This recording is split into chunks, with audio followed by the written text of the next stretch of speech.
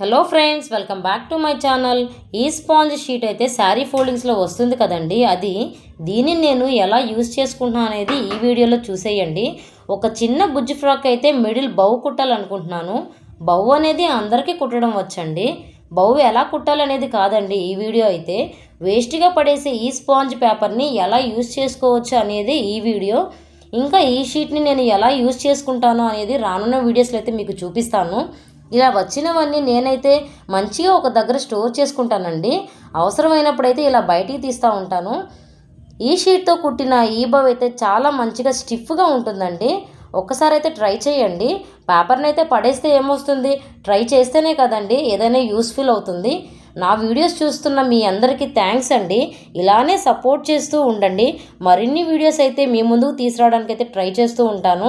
నా వీడియోస్ నచ్చితే like and subscribe చేయండి ప్లీజ్. మీరు చేసే ఒక లైక్ నాకు చాలా సపోర్ట్గా ఉంటుంది. Thank you.